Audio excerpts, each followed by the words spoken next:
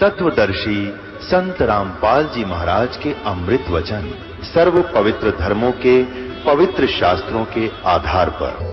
ना ज्ञान था तब तक तो चलो हम भटक रहे थे। अब दास पर दया करी परमेश्वर ने, आपके लिए ये ज्ञान दिया और दास आपके लिए ही संघर्षशील है। और ये अज्ञानी गुरु धर्मगुरु दास के पीछे पड़े हुए हैं, लेकिन अब इनकी दाल गला को नहीं, क्योंकि परमात्मा ने अपने बच्चों को पहले शिक्षा दे दी और अब देखना डूंडा पाटेगा, पूरे विश्व में जाएगा यह सच्चा ज्ञान और बहुत शीघ्रता से जाएगा, क्योंकि हमें भगवान की आवश्यकता है। यहाँ के संसारिक सुख सबको पता है, 2 मिनट का भरोसा नहीं कब मृत्यु हो जा। यहीं डले ढो होकर यहीं छोड़कर चले गए, सारा जीवन नष्ट कर दिया हमने। तो अब हम दास उस प्रसंग पर आता है कि जिन धर्म गुरुओं को हम यथार्थ ज्ञान युक्त मानते थे, विद्वान मानते थे, उन्होंने क्या ज्ञान बताया और हमारे सदग्रंथ क्या बताते हैं, ये निर्णय दास कर रहा है। और इसके बीच में कोई अपने तरफ से कुछ मिलावट नहीं। जो सत साधना वो सदग्रंथों में लिखी है, और जिससे मोक्ष होता है वो सदग्रंथों में लिखा है। जिससे जीव के आने वाली आपदाएं कटती हैं, समाप्त होती हैं, वो भी सदग्रंथों में लिखा है। और उससे हटकर जो हम साधनाएं कर रहे हैं उससे कोई लाभ होने वाला नहीं, ये भी प्रमाणित कर रहा है। अब प्रसंग चल रहा है कि पवित्र हिंदू धर्म के धर्मगुरु आदि शंकराचार्य जी का उस समय जन्म हुआ जिसमें यह जैन धर्म बहुत फैल रहा था। और यदि उस समय ये आदि शंकराचार्य जी नहीं आते तो पूरा भारतवर्ष भी चीन की तरह नास्तिक हो जाता, कम्युनिस्ट बन जाता। अब चीन का नास्तिक होने का कारण क्या है कि महात्मा बुद्ध एक पुण्यकर्मी प्राणी थे और वे विष्णु लोक से आए थे, स्वर्ग लोक से आए थे। अब जो स्वर्ग में सुविधाएं हैं उनको यहां कहां, आत्मा के अंदर वो कसक रहती है। घर त्याग दिया, राज त्याग दिया और जाकर के बिहार में सटेट के गया नामक शहर के बाहर वट वृक्ष के नीचे उसने मनमुखी साधना शुरू की। काफी समय तक निराहार बैठा रहा, हाथ पैर हलने बंद हो गए, कंडम हो गया, मृत्यु के निकट पहुंच गया। किसी माई ने उसके मुख का खीर लगा दी कि यूं मरेगा। कई दिन हो गए कुछ खाया ना पिया, तो उसने धीरे धीरे वह चाटनी शुरू कर दी। पहले दिन 10-20 ग्राम, अगले दिन 50-60 ग्राम, तीसरे दिन आंख खुल गई और उठ कर चल पड़ा। और फिर उसने विधान बना दिया कि starvation could not lead to salvation, भूखा मरने से कल्याण नहीं होता। ये उसका अनुभव था। और पहले किसने कहा था तू हठ योग कर ले, वो भी तो तेरी अपनी ही सोच थी। तो इस प्रकार उसने क्योंकि पिछले पुण्यक्रम संस्कारी प्राणी ही परमात्मा की तरफ में घर भी त्याग देता है और जो भी उसको कोई मार्गदर्शन कर देता वो साधना भी अवश्यमेव करता है। तो पिछले जन्म के पुण्यकर्मी प्राणी थे ये महात्मा बुद्ध जी, लेकिन भविष्य का चार्जर ठीक बना नहीं, पिछली बैटरी तो डाउन होएगी एक दिन।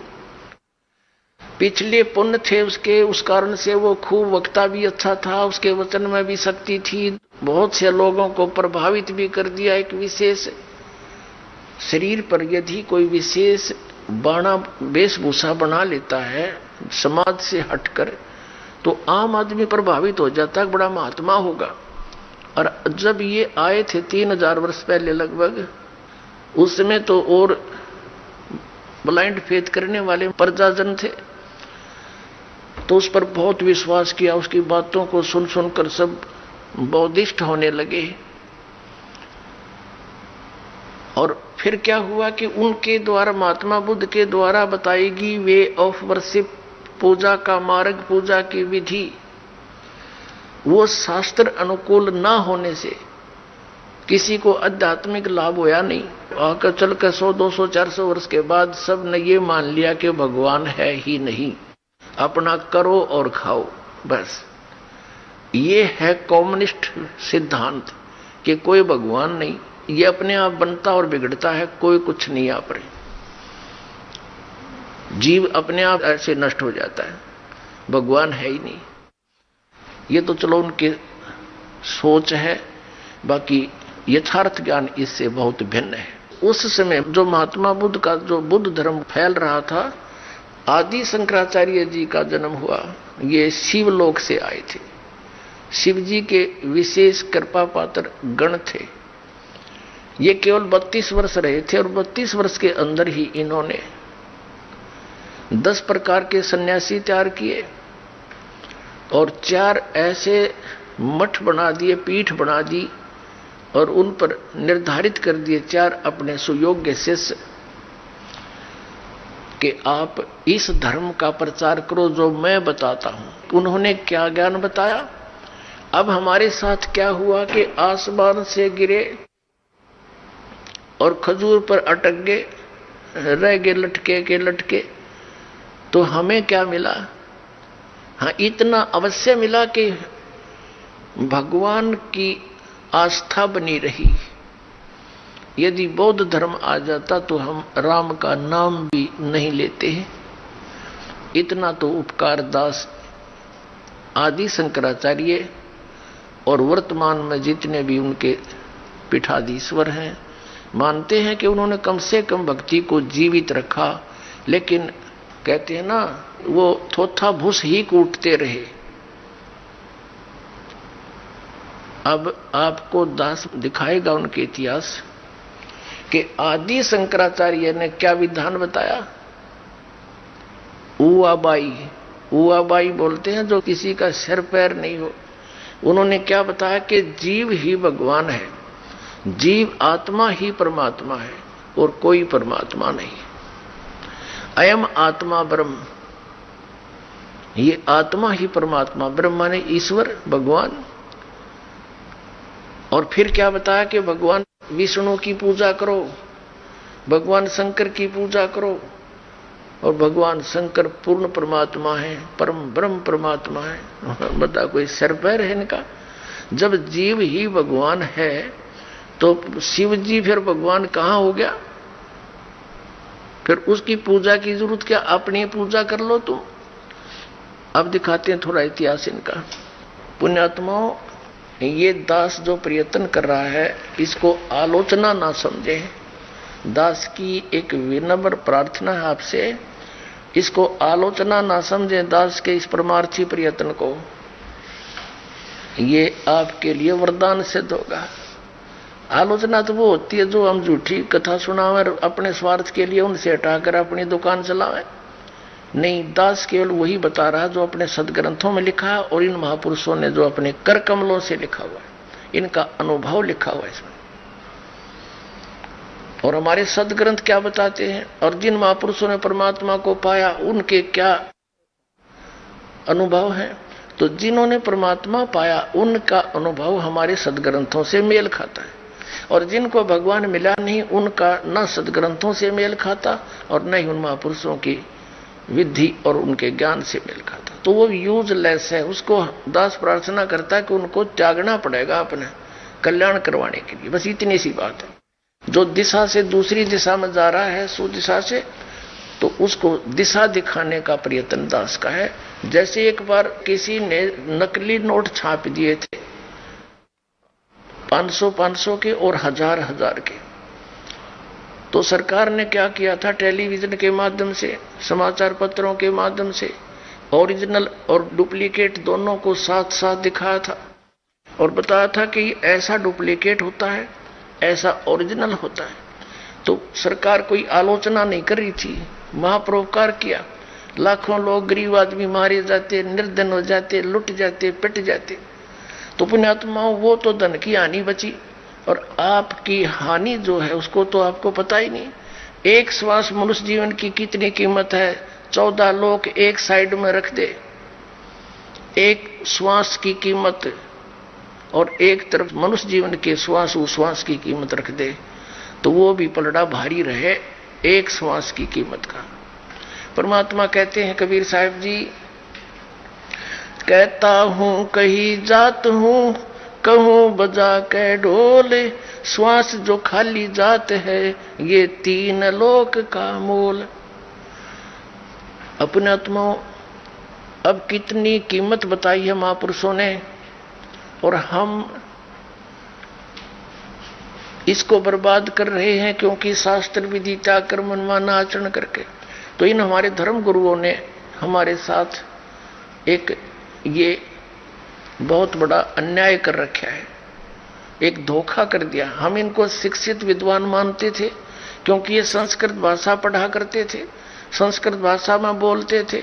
सभी सदग्रंथ हमारे पवित्र चारों वेद, पवित्र श्रीमद् भगवद गीता, पवित्र 18 पुराण, ये सब संस्कृत भाषा में लिपिबद्ध थे। और हमारे पूर्वज और हम यही सोचा करते थे ये महाविद्वान है, संस्कृत भाषा धारावाहिक बोलते हैं, इन्होंने सदग्रंथों को सही जाना है और वही बता रहे हैं जो सदग्रंथों में विद्यमान है। तो नो प्रॉब्लम, नो डाउट, निसंदेह होकर हम लगे हुए थे, निसंशय होकर के। 600 वर्ष पहले परमात्मा आए, स्वयं कबीर परमेश्वर, वो परम अक्षर ब्रह्म, एक धानक रूप में, जुलाहा रूप में सह शरीर आए थे, एक बालक का रूप धारण किया, कमल के फूल पर विराजमान हुए। वहां से एक नीरू नामक जुलाहा उठा ले गया जो निसंतान था, यह लीला थी मालिक की पूर्व निर्धारित। वहां फिर दुल्हे के घर पर पलने की लीला होने से, वैसे तो सबके पालक हैं, वहां क्या पले थे, अपने लिए दूध भी सतलोक से मंगाया था कुंवारी गाय के अंदर। यहाँ का तो परमात्मा का, इस कंगाल लोक का के खाऊं मैं। कुंवारी गाय का दूध पिया परमात्मा ने, कुंवारी गाय ने दूध दिया जब तक वो रहे। तो कहने का भाव ये है दास का कि उन्होंने 600 वर्ष पहले आकर बताया था कि कौन सी साधना ठीक है, कौन सी गलत है, और आपके धर्मगुरु आपको मिसगाइड किए हुए हैं, ये साधना गलत बता रहे हैं। हमारे धर्मगुरु क्या बताते थे कि इन श्री विष्णु श्री शिव जी की पूजा करो, ब्रह्मा जी को तो ये पूजने से मना ही करते रहे, और देवी देवताओं दुर्गा की पूजा करो, तीर्थ व्रतों पर भ्रमण करो। तो परमात्मा कहा करते थे, गुण तीनों की भक्ति में ये भूल पड़ो संसार, कह कबीर निज नाम बिना कैसे उतरो पार। तीन देव की जो करते भक्ति, उनकी कदे ना होवे मुक्ति। ये 600 वर्ष पहले कहा करते भगवान। तो उस समय इन हमारे धर्म गुरुओं ने, हिंदू धर्म के धर्म गुरुओं ने उस परमेश्वर का घोर विरोध करवा दिया, जनता को भ्रमित करके कि ये के जाने जुलाहा धानक वेदों और सदग्रंथों और गीता और पुराणों के बारे में, ये मिसगाइड कर रहा, झूठा है, कपटी है, ये ब्रह्मा विष्णु महेश की पूजा को मना करता है। परमात्मा कहा करते थे कि अब मैं तुमसे कहूं चिताई, देवन की उत्पत्ति बाई, माँ अष्टंगी पिता निरंजन, ये जमदारुण वंशन अंजन। पहले कीन निरंजन राई, पीछे से माया उपजाई, माया रूप देख अति शोभा, देव निरंजन तन मन लोभा। धर्मराय किन ने भोग विलासा, माया को रही तब आशा। तीन पुत्र अष्टंगी जाए, ब्रह्मा विष्णु शिव नाम धराए। 600 वर्ष पहले परमात्मा ने कहा था कि ब्रह्मा विष्णु महेश के माता पिता बताता हूं, ये ज्योत निरंजन, ये सरपुरुष ब्रह्म, ये काल तो इनका पिता है, और यह अष्टंगी दुर्गा इनकी माता है। ये नासवान है ब्रह्मा विष्णु महेश, ये अविनाशी नहीं है। तो इन बातों का उन हमारे हिंदू धर्म के धर्म गुरुओं शंकराचार्य से ग्रहण, उस अज्ञान के आधार से परमात्मा के बच्चों को उन्हीं का शत्रु बना दिया। ये झूठा है, ये कपटी है, ऐसा कहीं नहीं लिखा है। ये क्या जाने संस्कृत को, ये जुलाहा शूद्र जाति में जन्मा है, इसके ये संस्कृत पढ़ ही नहीं सकता। तो ये बात हमारा घर कर गई हमारे पूर्वजों के, कि ये बात तो हमारे गुरुओं की साची है कि कबीर साहब जो है संस्कृत तो ये पढ़ ही नहीं सकते, क्योंकि उस समय केवल एक ब्राह्मण वर्ण ही संस्कृत भाषा के पढ़ने का अधिकारी था। अपने आत्माओं, जिसने संस्कृत पढ़ी नहीं, तो इससे सिद्ध है हमारे ग्रंथ भी नहीं पढ़े उन्होंने, और उन्होंने 600 वर्ष पहले ये बता दिया कि ऐसा है। आज हमारे सदग्रंथों में मिला कि ब्रह्मा विष्णु महेश नासवान है, दुर्गा इनकी माता है, यो सदा शिव यानी काल रूपी ब्रह्म इनका पिता है। तो वो क्या थे? वो भगवान थे। अपने द्वारा रची हुई सृष्टि को वेद बताते हैं कि परमात्मा ही स्वयं आकर ठीक ठीक विस्तार से वर्णित करता है, और वो परमेश्वर नहीं आकर के। अब अपने धर्म गुरुओं के द्वारा दिया गया ज्ञान आपको दिखाते हैं। ये देखिएगा, एक शांकर पंचम पुस्तक है ये। इसमें 5 ग्रंथ हैं जो इस आदि शंकराचार्य जी द्वारा लिखे गए हैं। ये देखिएगा,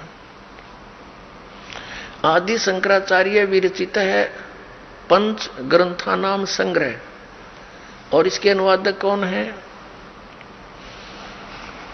इसके व्याख्याकार अनुवादक हैं संस्कृत से हिंदी में जगतगुरु शंकराचार्य स्वामी स्वरूपानंद सरस्वती जी महाराज। ये देखिएगा, ये है आदि शंकराचार्य विरचित है पंच ग्रंथा नाम संग्रह।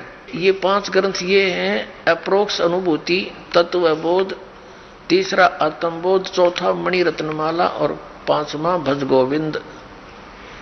ज्योतिष पीठाधीश्वर, द्वारका पीठाधीश्वर, ये 2 पीठों का मालिक है। कौन? जगतगुरु शंकराचार्य श्री स्वरूपानंद सरस्वती स्वामी पादय। ये प्रणीता शंकर सप्रिया हिंदी टीका सहित प्रकाशक है। शारदा पीठ प्रकाशनम, द्वारका जामनगर गुजरात, दूरभाष इतने हैं। और कहां से छपा? मुद्रक है Shri Mata computers private limited, ये B 7/125 केदार घाट वाराणसी। अब इसके दिखाता हूं आपको इन्होंने क्या ज्ञान दिया है कि मैं ही ब्रह्म हूं। ये है प्रश्न नंबर 10 पे।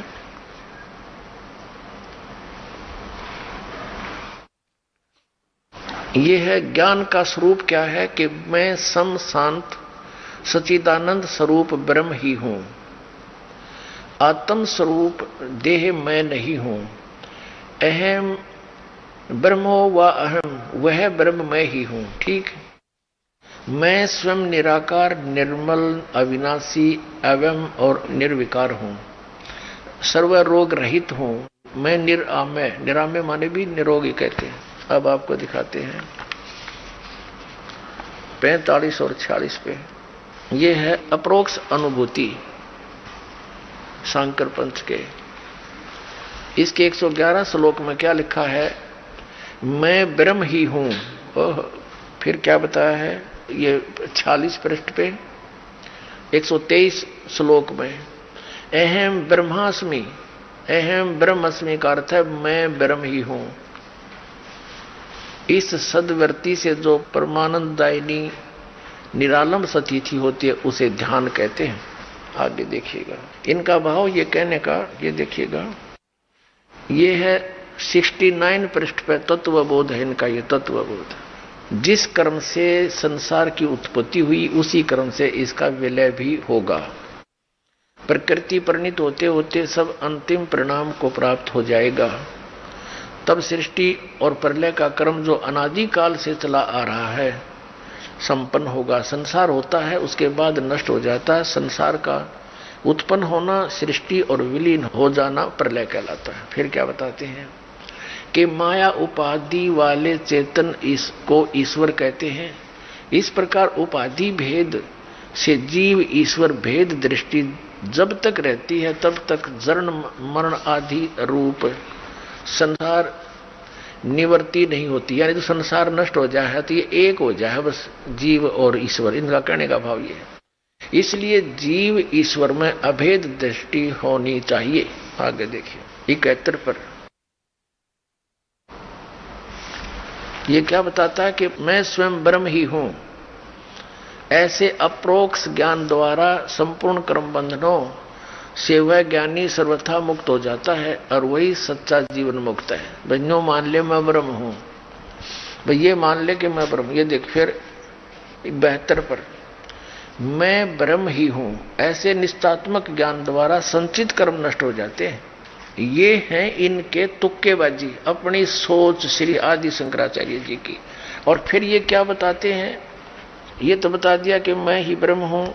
अब देखना 123 पृष्ठ से लेते हैं।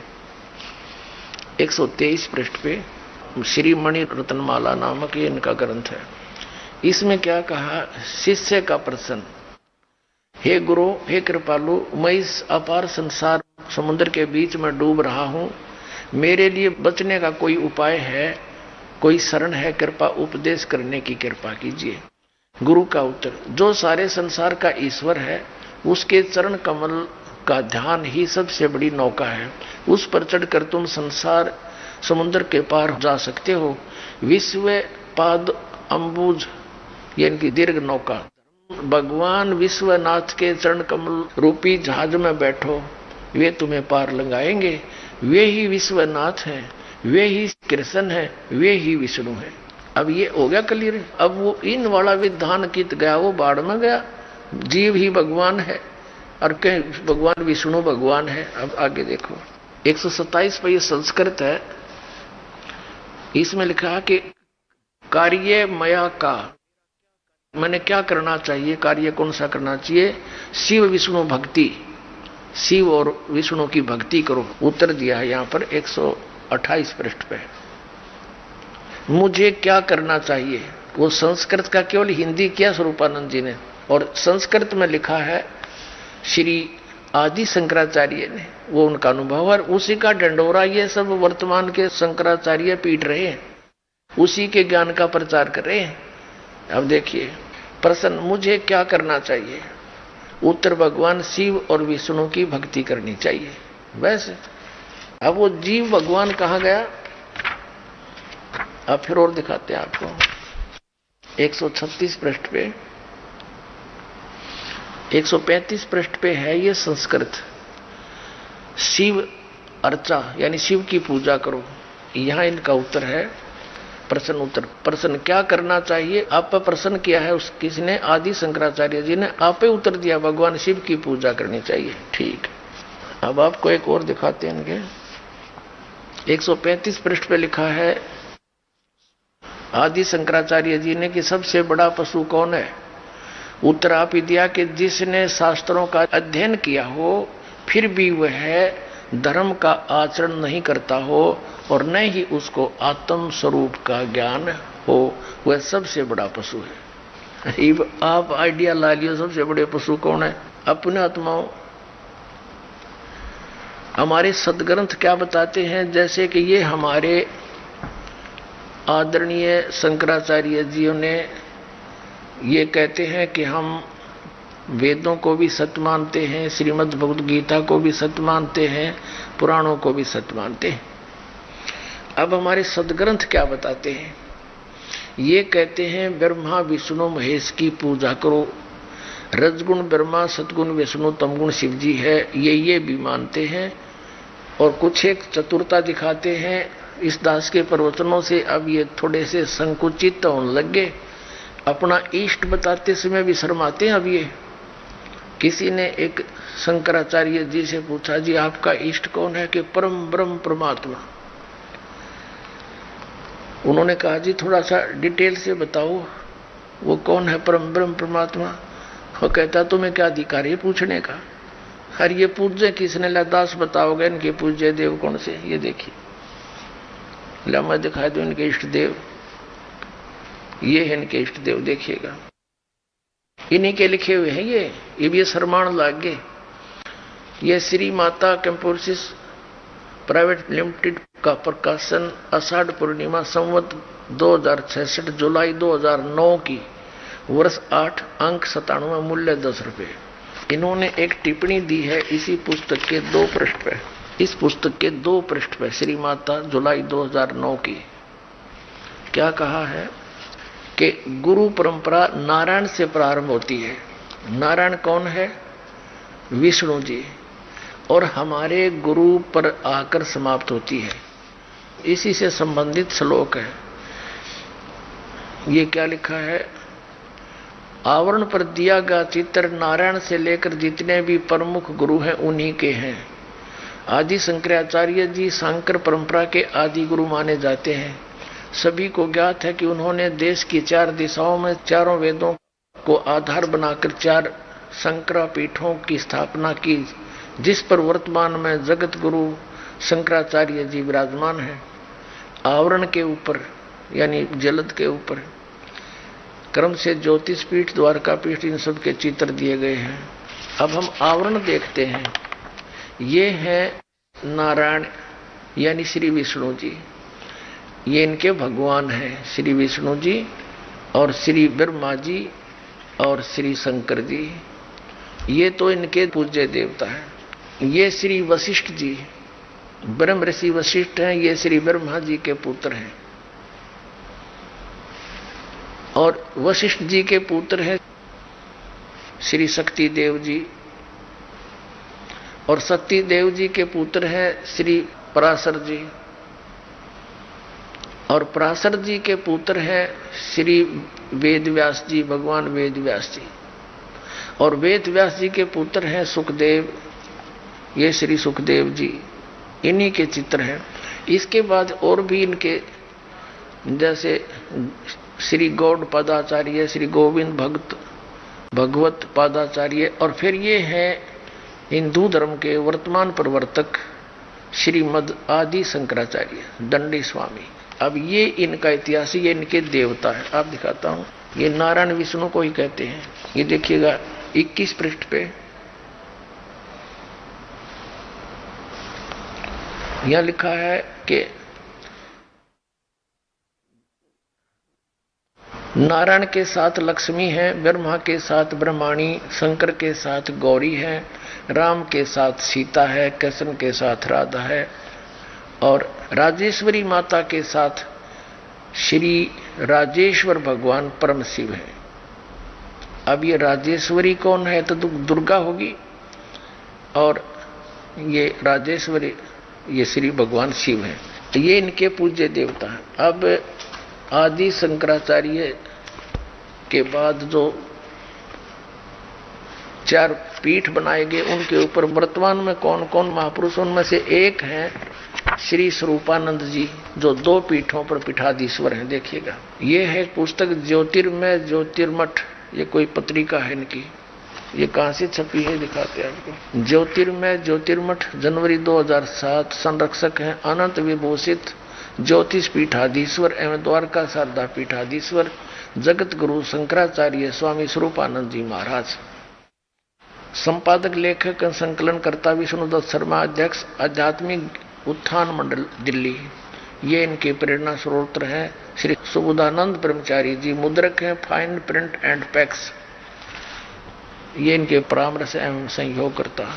प्रकाशक हैं अखिल भारतीय आध्यात्मिक उत्थान मंडल, 1/3234 गली नंबर 2, रामनगर तिवारी, मंडोली रोड, सादरा, दिल्ली से। अब इसके शुरुआत में देखते हैं हम, ये है श्री स्वरूपानंद जी के पैड के ऊपर लिखा है पूज्य श्री का संदेश। अनंत विभूषित श्री स्वामी स्वरूपानंद सरस्वती जी महाराज, ज्योतिर्मठ, बद्रिका आश्रम, हिमालय, संचार यात्रा स्थान।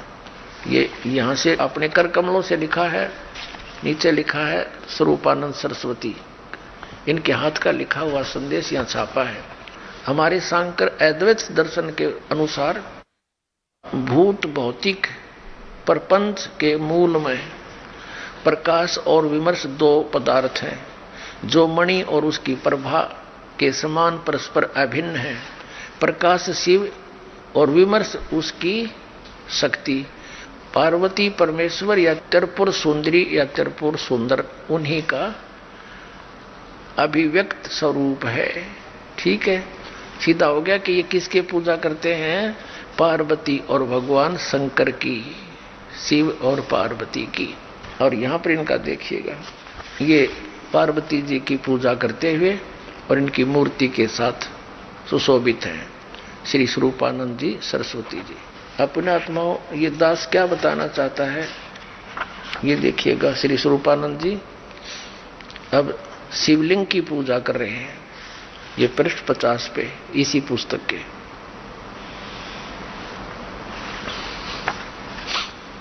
ये देखिएगा, जगत गुरु शंकराचार्य जी चंद्रमौलीश्वर महादेव की पूजा करते हुए ये शिवलिंग की पूजा कर रहे हैं, इसका नाम है योग। अब पुण्यात्माओं, परमात्मा कहा करते कि वेद पढ़े पर वेद न जाने, ये बातें पुराण 18। और पत्थर की पूजा करे ये भूल गए सिरजनहारा। अब आपको क्या दिखाते हैं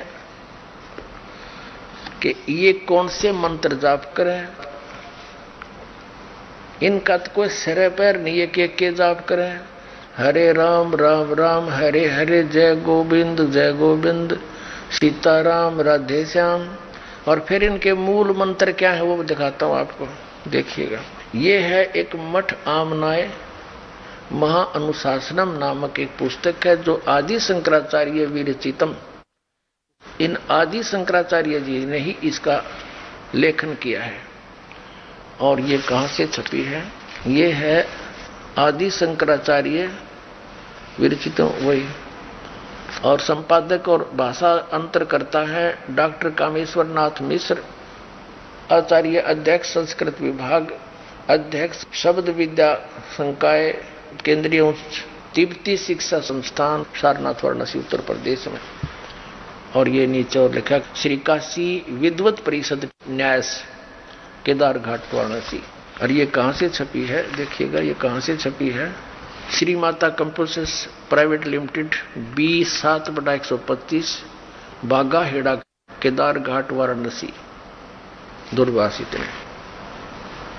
ये देखिएगा इन 4 मठों की 4 पीठों की न्यारे न्यारे देवता न्यारे न्यारे इनके मंत्र। ये है पृष्ठ नंबर 33 पर हम आगे हैं। इस पर क्या बताया कि शारदा पीठ, शारदा मठामना यानी शारदा पीठ, इस क्षेत्र का नाम द्वारका है। और देवता सिद्धेश्वर है, श्री देवी है जो भद्रकाली, ये इनका पूज्य देव है और यह इनकी पूज्य देवी है। ठीक, यहाँ पर श्याम वेद इनके हवाले किया गया, ये केवल श्याम वेद का ही प्रचार करता है यहाँ का जो मठाधीश्वर है। ठीक, अब देखो इन्होंने अड़ंगा कैसे अड़ा रखा है, अपने अनुसार सदग्रंथों को मोल्ड कर दिया, उनके अनुवाद को। इसका अर्थ है, गीता अध्याय नंबर 2 का 46 का श्लोक है। इसका अर्थ तो ये बनता है कि बहुत बड़े जलाशय की प्राप्ति के उपरांत छोटे जलाशय में जैसा प्रयोजन रह जाता है, ऐसा ही विद्वान पुरुष को पूर्ण परमात्मा की जानकारी के बाद अन्य देवताओं में रह जाता, अन्य ज्ञानों में रह जाता है।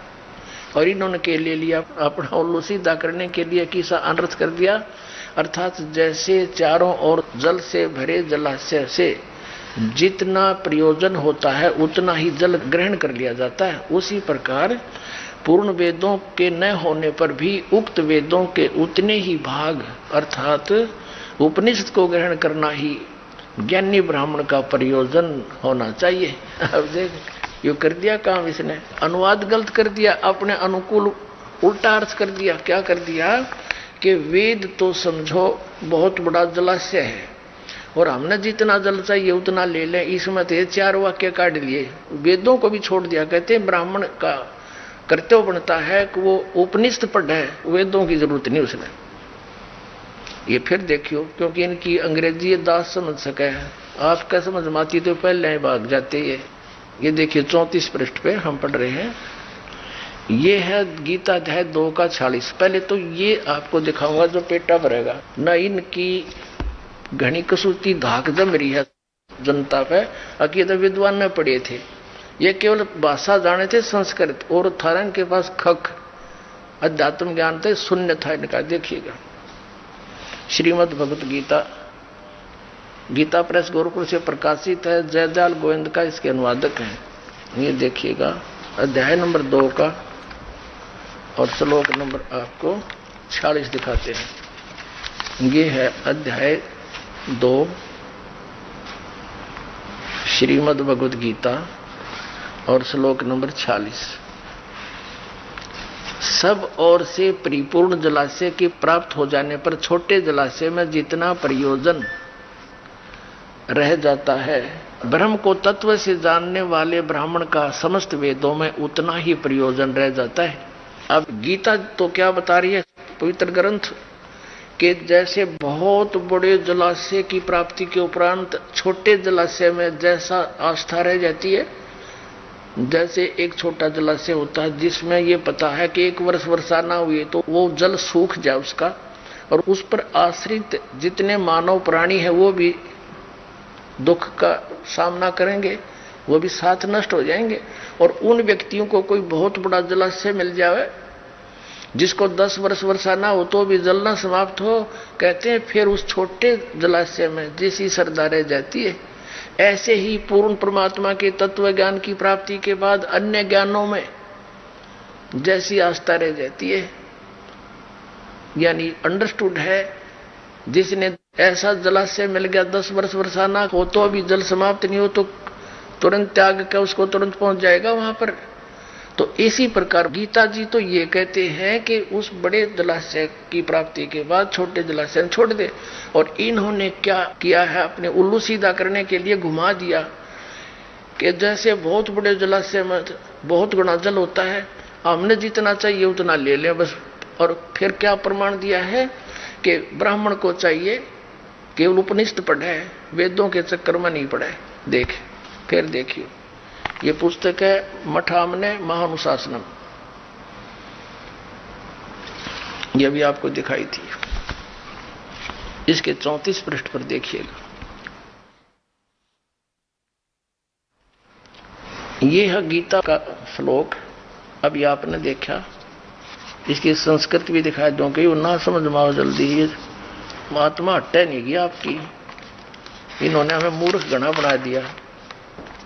ये देखिए गीता जी, ये वही तो श्रीमद् भगवद गीता, और इसलिए दूसरा अध्याय नंबर 2 का और श्लोक नंबर अब ये 46 है। ये संस्कृत भी देख लो इसकी, ये नो की नो है। यवनाराथ उद्पाने सर्वत है समलू तोप के, ये नो का नो है। ये आप देख लो, इसने पढ़ का बनता गणी पढ़नी नहीं आती, सैन्यों का नो। अभी इसमें इन्होंने के अनुवाद किया है, हमारे मूल ग्रंथ में क्या लिखा है, अर्थात जैसे चारों ओर से जल से भरे जलाशय से जितना प्रयोजन होता उतना जल ग्रहण किया जाता है, घुमा लिया उल्टा इसको। और जिस प्रकार पूर्ण वेदों के होने पर भी उक्त वेदों के उतने ही भाग अर्थात उपनिषद को ग्रहण करना ज्ञानी ब्राह्मण का प्रयोजन होना चाहिए। अब गाड़ दिया उल्टा खूटा। इनका कहने का भाव ये है कि हमने उपनिषदों को पढ़ना चाहिए, वेदों में सिर माथा नहीं मारना चाहिए। इसलिए इन शंकराचार्यों ने वेदों को रखा सुरक्षित, सीने से लगाकर एक एक वेद को। लेकिन ये पढ़ते रहे उपनिषद। उपनिषद क्या है, जैसे मांडुक के उपनिषद है। अब मांडुक नाम के एक ऋषि थे, उन्होंने जैसा वेदों को समझा फिर अपना अनुभव किया साधना करके, जो उसका अनुभव था उसने लिख दिया उसमें, वो मांडुक के उपनिषद हो गया। कठोपनिषद है, वो कठ नाम के ऋषि थे, उन्होंने जैसा भी अनुभव किया वेदों को जैसा समझा अपना अनुभव उपनिषद में लिख दिया, तो उपनिषद बन गया उसके नाम थे। अब जैसे मैं ऋषि दानंद था नकली, इसने उपनिषद बना दिया सत्यार्थ प्रकाश और लिख दिया नोक में वेदों अनुसार सारा ज्ञान लिख रहा हूं। तो वेद पढ़ना छोड़ दिया लोगों ने, सत्यार्थ प्रकाश पढ़ना शुरू कर दिया। अभी तो शुक्र है समय पर इसकी पोल खुल गई, ना तो ये उपनिषद में आ जाता कुछ दिनों के बाद। तो ये आगे देखना भी इससे आपको कितना इनकी इन शंकराचार्यों की ये जो विद्या का ज्ञान होगा, देखिएगा। अब हम 34 पृष्ठ पर पढ़ रहे थे कि ब्राह्मणों को चाहिए कि उपनिषद पढ़े, ये उनके भाग हैं उपनिषद। अब 35 पे क्या बताया इन्होंने, शारदा द्वारका पीठ के बारे में हम पढ़ रहे हैं। इसका महावाक्य है तत्वमसि, तत्त्वमसि, जिसका उल्लेख सामवेद अंतर्गत एक छांदोग्य उपनिषद है, छांदोग्य उपनिषद है, उसके 6 का 8वां अध्याय 6 का 8वां श्लोक है। ये इस उपनिषद से ले रखा। छंदोग्य उपनिषद क्या, तत्वमसि, यह जीवात्मा और परमात्मा के अभेद का बोध कराता है। यानी तत्वमसि का अर्थ है परमात्मा ही जीवात्मा है, जीवात्मा ही परमात्मा, ये भेद कराता है। यह सरलार्थ भी किया है कि जो तत्वमसि है, इस 3 पदात्मक महावाक्य रूपी त्रिवेणी संगम में तीर्थ की भावना से स्नान करता है जो व्यक्ति, अर्थात तत्त्वम पदों का शोधन करके महावाक्य के लक्ष्य अर्थ के चिंतन में तल्लीन रहता है, उसे तीर्थ नाम से कहा जाता। तत्वमसि यानी ये जीव ही ब्रह्म है, आत्मा और परमात्मा के अभेद का बोध कराता है। आगे देखो, अब आपको दिखाते हैं गोवर्धन मठ आमनाए, गोवर्धनपुरी। यहां देखिएगा, इसका क्षेत्र पुरुषोत्तम है, भगवान जगन्नाथ इसके देवता हैं और देवी विमला है, ठीक है। और इसका महावाक्य क्या है? यहां का महावाक्य प्रज्ञानम ब्रह्म, ये ऐत्रेय उपनिषद का अध्याय 5 का 3रा मंत्र है। उपनिषद से ले रखे इन्होंने, ये ऐत्रेय उपनिषद से ले रखे, ये ऐत्रेय उपनिषद लिखा हुआ स्पष्ट। इनके भगवान भी न्यारे न्यारे, इनकी देवी भी न्यारी न्यारी, और इनके मंत्र भी न्यारे न्यारे। ये कहां से है? यहां पर ऋग्वेद का पाठ होता है, यहाँ के नाम ऋग्वेद का ही पठन होता है ओनली। अच्छा, अब हम आगे चलते हैं। ये ज्योतिर्मय ज्योतिर्मठ, ज्योतिर्मठ आमनाए, जिस पर वर्तमान में शंकराचार्य श्री स्वरूपानंद जी पीठाधीश्वर है। अब 3रा आमनाए उत्तर दिशा में है, ज्योतिर्मठ है, इसका दूसरा नाम श्रीमठ है। यहाँ का देवता भगवान नारायण देवता है, देवी पूर्णागिरी है। अच्छा, ये हम 40 पर पढ़ रहे थे, 40 पे, अब 41 पे आगे हैं। यहाँ का जो महावाक्य क्या है? महावाक्य है अयम आत्मा ब्रह्म, ये मांडुक्य के उपनिषद का 2रा अध्याय से लिया है। यह आत्मा ब्रह्म है, यह आत्मा ही भगवान है, इसका ये अर्थ है। और यहाँ अथर्ववेद इनके नाम है, उपदेश होता है। अब देखिएगा 3रा श्रृंगेरी मठ, श्रृंगेरी मठामनाए। और यहाँ पर सरस्वती, भारती और पुरी इस मठ के अधिकारी इस गोत्र से, इस नाम से प्रसिद्ध होते हैं। रामेश्वर नामक क्षेत्र है, भगवान आदि बराह इसका देवता है, और इस मठ की देवी कामाक्षी है, ठीक है।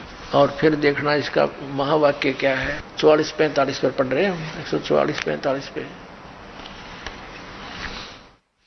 इसका महावाक्य यजुर्वेद का यहाँ सब अध्याय होता है, इसका ही महावाक्य अहम ब्रह्म अस्मि, ब्रह्मानी अहम ब्रह्म अस्मि, ये व्रत उपनिषद का है। अध्याय 1 कांड 4 के मंत्र 10 से लिया गया है, अहम ब्रह्मास्मि। अपने आत्माओं, ये तो कंसेप्ट क्लियर ही हो गया। इन्होंने स्पष्ट कर दिया कि वेदों में तो बहुत घना पानी है, जल है, उसकी बजाय हमने वेदों से ही लिया हुआ निष्कर्ष जो उपनिषद रूप में है, उनके भाग हैं, इन ऋषियों ने अनुभव किया है, साधना करके निष्कर्ष दिया, उसको पढ़ना चाहिए। ब्राह्मण का ये कर्म है, ब्राह्मण का कर्म है कि वेदों से ही पढ़ना चाहिए हमने, ब्राह्मण माने विद्वान पुरुष का। अब ये स्पष्ट हो गया। फिर इसमें एक और कहा, कोई सूक्ष्म वेद के बारे में कहा, देखिएगा, ये है पृष्ठ नंबर 48 पे। इस पे लिखा है कि एक सूक्ष्म वेद है, सूक्ष्म वेद का उपदेश होता है। ये स्वात्मक नामक आमनाय है और महान परमात्मा मठ है। अब हमने ये देखना है कि एक सूक्ष्म वेद और है। अब सूक्ष्म वेद इनका समझ में नहीं आया। इनसे किसी ने पूछा, ये शंकराचार्यों से, कि जी वो जो मठ आमनाय पुस्तक के अंदर 5वां वेद लिखा है सूक्ष्म वेद, वो कौन सा है? कोई तो कहता है वो महाभारत है, और कोई कहता है वो श्रीमद् भगवद गीता है। अरे महाभारत भी वेद है, इसमें तो ऐसा पढ़ के भी आदमी ना किसी के अंदर भगवान की आस्था हो, वो भी नाश हो जा। द्रौपदी का चीरहरण हो रहा था और उसमें ये दिगंबर बैठे थे 3, तो कौन? भीष्म पितामह, द्रोणाचार्य और कर्ण और विदुर, और सभा भरी थी। द्रौपदी को नंगा कर रहे हैं, निवस्त्र करके सबके सामने उसकी बेइज्जती करना चाहता है दुर्योधन और दुशासन। उस समय उस सभा के अंदर एक था भगत बीज विदुर। विदुर ने खड़ा होकर कहा पंचायत में, अरे भले पुरुषों, तुम किसकी बेइज्जती कर रहे हो? अपनी बहू की। अपने ही बहू को नंगा कर रहे हो। ये तुम एक ही परिवार, चाचे ताऊ कोई घनी दूर नहीं होते। विदुर कहे ये बंधु थारा, एक का कुल एक का परिवारा। विदुर के मुख पर लगा थपेड़ा, तू तो है पांडवों का चेहरा, तू तो है बांदी का जाया।